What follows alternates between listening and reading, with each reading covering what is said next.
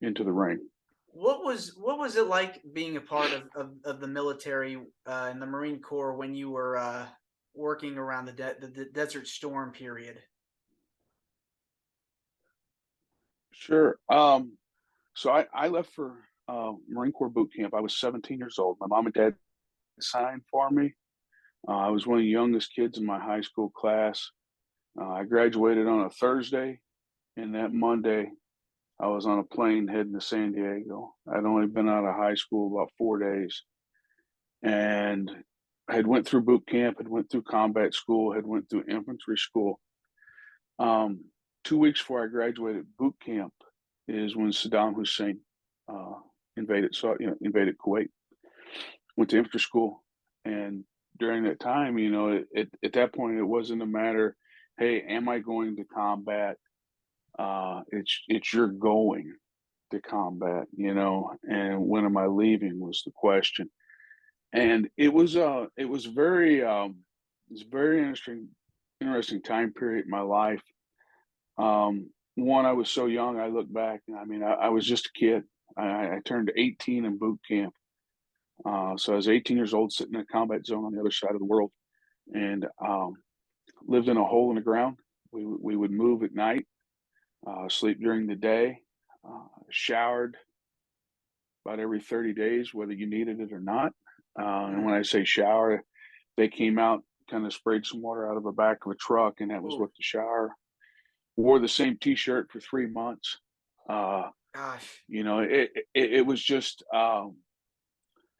but as tough as that era was, as tough as that time period was, and the horrendous things that you see in combat, um, really shaped who I was and who I became. And to this day, I would say more than anything, the life lessons that I learned in the Marine Corps about being a Marine uh, have carried me through my career, through my life as a father, my life as a husband, you know, um, as a coach, just so many aspects. That foundation, I had great parents, grew up in a great family, and then the Marine Corps just built on that foundation. And it's there's stuff that I do every day in my life, and I'm 50 years old now, and there's things that I learned when I was 17 in the Marine Corps that I use every day. That's just unbelievable that you have had that experience at such a young age and then taking that to wrestling and having a gimmick Mhm. that, how appropriate is it that you were able to do something. They Sure. say they say like some of the best gimmicks in wrestling are you, the person dialed up to 11. So that's just amazing how you were able to Yeah. kind of combine the two. It and that is such a true statement. Whether it was the drill instructor in that era, or the character that I've been for many years now of Attila Khan.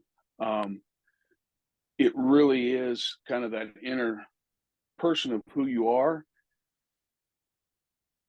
and then you just turn the volume all the way up, like you're going to blow the speakers out with it, right? I mean, that's who that character is, and those are the best characters, because when you try to portray a gimmick that isn't you, not only do you not believe it, the fans are never going to believe it. Right. You know, uh, so when it is you, like with the drill instructor, you know, I knew how to walk like a Marine. I knew how to talk like a Marine. I knew how to act like a Marine. I knew how to carry myself, and it was believable. Uh, I I started wrestling. I'd only been out of the Marine Corps about 60 days. So you bet it was believable. I was still more Marine than I was a civilian. Right. You know, and so it really. Um, I was fortunate to have that experience. I was fortunate to have the ability to parlay that into that character, and set me on my road to my career with wrestling.